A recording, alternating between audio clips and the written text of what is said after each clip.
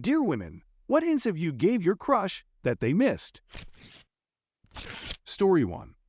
I had a huge crush on this girl, and it turned out, to everyone else but me, she had an even bigger one to me.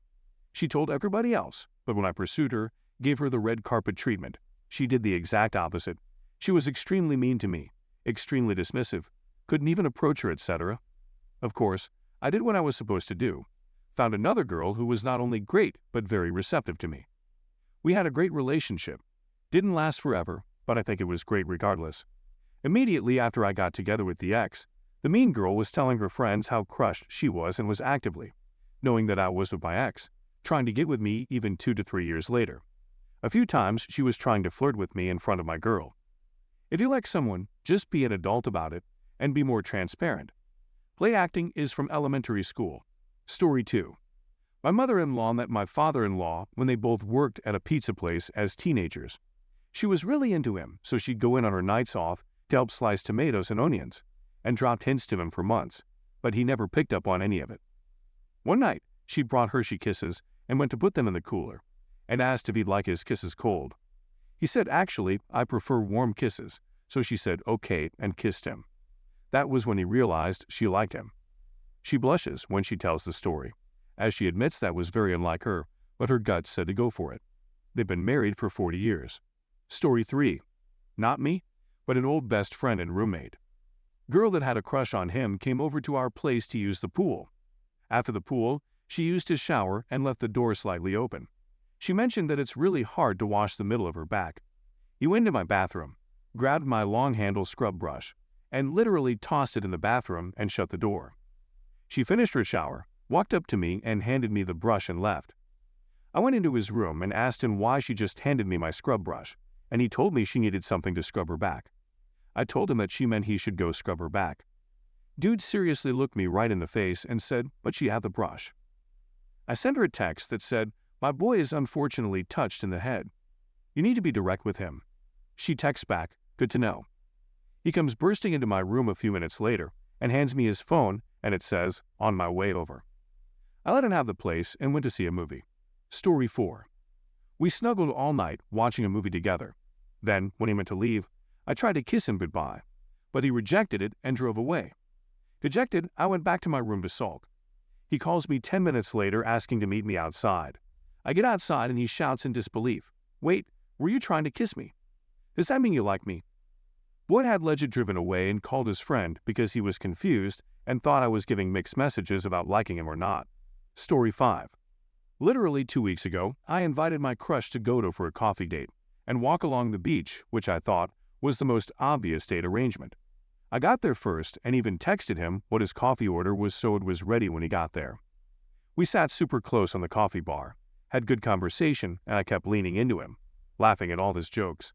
20 minutes into the cute coffee date, he saw 2 of his friends come in and grab a coffee, and were going for a walk, and so he invited them to walk with us from the coffee show. Little did I know, I would be forth wheeling for an hour-long walk on our first date, listening to the 3 boys talking about sports, shaking my head. We got back to our cars after the walk, and I gave him a lingering hug goodbye before he went back to his friends to chat again. A week later, he texted me to ask if I wanted to come for a coffee and walk with him and the boys. I think I'm one of the boys now. Story 6. Just a couple of little things I remember that always make me laugh. The first time we met up, we stayed until the place closed and were definitely feeling some sparks. He walked me to my car, and it was still early, so I waited to see if he wanted to go somewhere else. But instead he got very shy and said, "Well, drive safe," and scurried back to his car. Our first sleepover at his place was hilarious. We had some wine and talked about trading massages. I sneakily slid off my shirt but left on my tank top. He was so nervous and kept carefully avoiding it. I let out a giggle and said, "Oh, you can take my tank top off." Thinking to myself, it's time. Bat signal on. Fly, Batman, fly. But he just kept dutifully rubbing my back. I kept waiting for his hands to wander, but then he meekly says, "Hey, my hands kinda hurt. Is it okay if we take a break?" We awkwardly tried to get shirt back on, and then sat up to finish watching that one movie with Ali Wong while I gave him his massage. Story 7. I booked a room with only one bed for a trip I planned for us, just the 2 of us. He didn't get the hint. I had to resort to this after many subtle hints were missed. He was my best friend before I developed a crush on him. after some even more obvious hints were missed. I one day just pecked him, and only then did he finally understand. We've been together for a year now. Also, he, now my boyfriend, had a crush on me too since we met, so it's not just guys who can be oblivious, and I missed some hints myself. Story 8. I was at this house party with a bunch of people from work. You know the usual scene: drinks, music, people mingling and chatting. Anyway, I noticed this guy from accounting, let's call him Mark, hanging out in the kitchen. We chatted a few times at work, but nothing serious. So I decided to go over and talk to him. We start making small talk, and I'm trying to drop some hints that I'm interested. The music is loud, and everyone's shouting to be heard. At one point, I mention how hot it is and ask if he feels warm too. Before he can answer, I get this idea and think, why not? So I removed my overshirt and threw it away, with a wink-wink, thinking it's a clear sign I'm flirting. But Mark just stands there stunned. He laughs awkwardly and says, "Yeah, it is pretty warm in here." I couldn't believe it. Did he seriously think I did that because of the temperature? I mean, come on. I laugh it off and say something about needing more ice for my drink, trying to play it cool. We continue talking for a bit, but he seems totally clueless. Later, one of his friends pulls him aside, and I see them talking. The friend looks over at me, then back at Mark, and I can tell he's explaining what just happened. Mark's face changes from confusion to shock, and I realize he genuinely didn't get it. I guess sometimes guys can be really dense when it comes to picking up on signals. I thought I was being so obvious, but he totally missed it. Classic Mark. Story 9. Met this guy in college, and after like a month of talking and going out, we went to a party together. After being out to a party, left early 'cause we got bored, and my roommates were out clubbing all night. I told him to come over to my place as my roommates would be gone until like 3-4 a.m. It was 11. He said no, he wanted to go home and sleep. I'm like, you can sleep at mine. He's just like, no, I want to go home. After like 2 more times of me insisting, he went home. I stopped talking to him after that night for a good week, though as I really assumed he wasn't interested in me since I thought I made myself pretty freaking clear. Then he starts texting me repeatedly, wondering why I hadn't talked to him or seen him. We lived 2 minutes away from each other.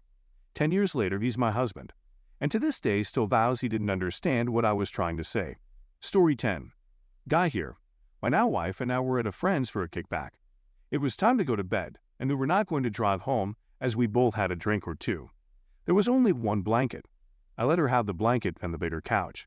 It took an hour for me to understand that she kept offering to share the blanket and the biggest couch in a non-platonic way. I kept saying it was fine, and I was comfortable where I was. If she gave up and stopped trying to convince me that we could share the blanket, I would have no idea where we would be. Story 11. This happened in 5th grade.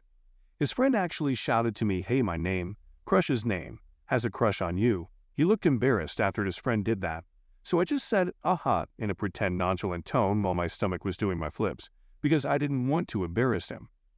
I'd actually ended up second-guessing if he really liked me because my insecure mind came down to the conclusion that his friend was simply joking. I got his number when the school year ended, but we never told each other about how we felt. We don't talk anymore, but he always views my snaps, and he has barely over 100 people following on YouTube. I watched/semi-stalk his videos, and commented many times, "I like you in your videos." He never replied. We're in high school now, going to separate schools in separate cities. Story 12. We were in a youth camp, and he knew how to play pool. I didn't know how to play pool, so I asked him to teach me, so I had him for 5 days of that camp, teaching me how to hold the cue stick and how to hit the pot. One night, the camp leaders sent us to sleep early, but many of the young campers taking advantage of the fact that the leaders were asleep threw a party. My crush went to play pool, and I went down in my pajamas, t-shirt, and shorts to play with him. I already understood how to play, but I started to use the cue stick wrong, so that he could help me hold it better from behind. I was there for an hour until the leaders discovered everything and sent us to sleep. I always was the most obvious person on the planet. I didn't know how to hide how much I liked him, but 2 years later, in 2018, I tell him that I was in love with him, and he looked surprised. He told me that he didn't know that I liked him. When I told my friends, they didn't know whether to make fun of him or hit him. Story 13. We texted several times per week at night via company's message app. I used to start the conversation, asking what he is doing, if he has eaten yet, blah blah. Several times I said, "I just want to text you 'cause I miss you." We are together now. I asked him what took him so long, a year, and he told me that he thought I was just being nice to him. Who the hell is texting you asking random things, saying that they miss you if they just want to be nice to you? Story 14. A guy I knew, not me. The girl got in the guy's car before a date and said the seatbelt is not working. Can you try it? The guy got out of the car and went to the passenger side and moved the seatbelt, and it worked just fine.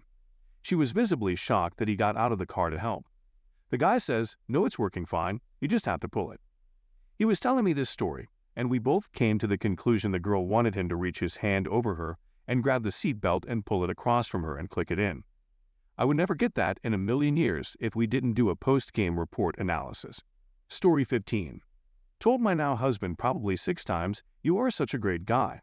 I'd date you, in response to him talking about being single. After the last time, he finally said, wait, really? That's a wrap for this video. Make sure to leave your relatable story down in the comments. I would love to make a video on them. Also, don't forget to like and subscribe. See you next time.